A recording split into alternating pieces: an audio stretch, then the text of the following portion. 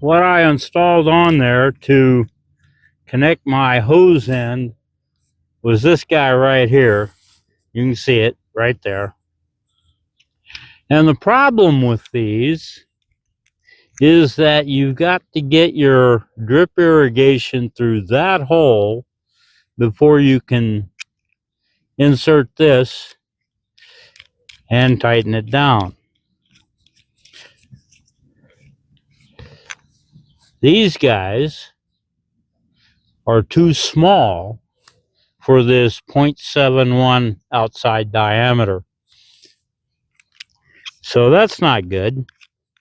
The other problem, and we're just going to go straight into destruction mode right here, right now. The other problem is that this doesn't spin on here. So you got to turn your entire, see that? You got to turn your entire drip line in order to connect the hose end. I no longer recommend these. I did once. It's not going to ever happen again. What I have found instead is this guy right here. Take a look at that. All right. So these are about $3 each. We'll take that off. But we're only going to take it off so we can get the instructions off of it. And then we're going to put it right back on like that. All right. So this will go in here. And then you're going to use this to tighten it up. And once you get it tight, you've got a nice rotating connector here. So let's get started with that. So the instructions tell you, step 1, expose the tapered end of the adapter by rotating the collar all the way up the thread. And that's exactly what we did. We exposed that. So I'm going to add some heat. That should be soft enough. So we're going to slip that in till it's just about right like that. Okay. And then holding this right here, we're going to turn this. And it's going to go up the line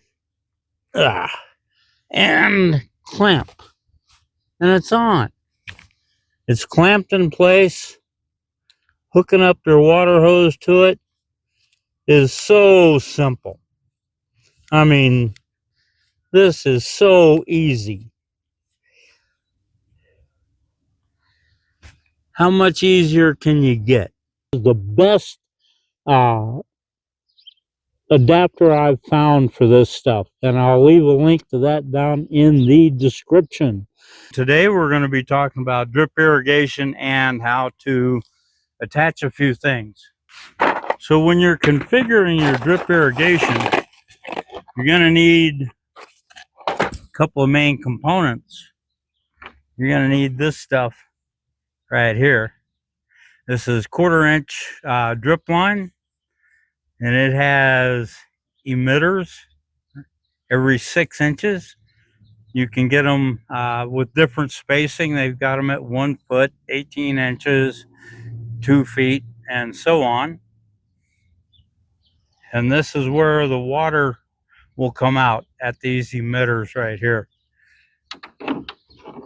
You're going to need a way to get water to those drip lines, and this is 1/2 inch irrigation tubing. If you'll look, pretty thick walled tubing. It's stiff. You know, it's hard to deal with. Really, it is, but that's okay. The way you're going to attach the 1/4 inch tubing Well, you're going to attach a 1/4-inch tubing to the 1/2-inch tubing, where you're going to use little barbed connectors like this. Focus on that. There we go. Got a barb on each end, and you're going to have to get the barbed connector into the tubing. How are you going to do that? Well, there's a tool for that. This is the punch right here. And if you'll watch, you'll see the little punch come out right there. So what you'll do is you'll take your tubing, put the punch over it, give it a squeeze, it'll punch through, and you end up with a hole. A hole just like that. But if you take one of these fittings right here, and you just try to put it in that hole right here, it's a bear to get in there. You just can't quite do it. So there's a way around that. What I have here is cordless Ryobi heat gun. There you go. So what we're going to do is heat this hole.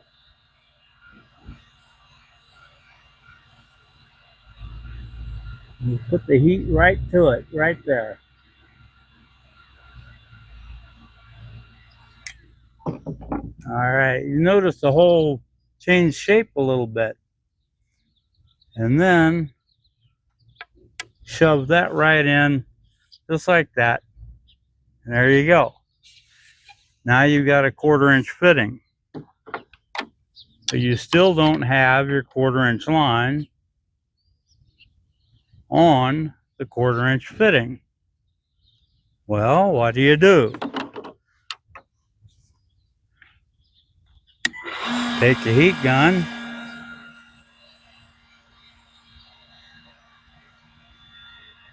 and you heat up your 1/4-inch drip line. Get it nice and warm. Pick up your tubing with your fitting, and it slides right on just like that. So now you've got your water supply and your drip line connected. And that's pretty much it. That's hooking up the drip line. Oh, at the other end, you got a hole. What are you going to do about the hole? Well, in that assortment of stuff, you've got plugs. These little plugs right here. So once again, you're going to take your heat gun, and you're going to heat up the tubing nice and warm. And you're going to take your plug, and you're going to just shove it right on in there like that. And now you've got a plugged in, you won't have a leak. This is all pretty strong stuff. All right, so I'm going to have links to everything down in the description. I'm going to put a link to this down there. I'm going to put a link to my 100% Chinesium batteries down there. I'm going to put an Amazon link to the hole punch in there, and a link to these connectors right here. It's a good set. What else am I going to put a link to? Oh, yeah. We can't forget, when you're running your 1/2-inch drip line, you're going to need to do a few things. You might need to splice them. Might need to make a turn. Might need a T-fitting. And you might need to close off one end of that 1/2-inch line. Let me show you how to do that real quick. So you're going to take this right here, and you're going to slide it over the end of that. And you're going to slide it way on down your line. Way on down there. And then you're going to take this end and fold it in half. Once you got it folded in half, you're going to slide this back up.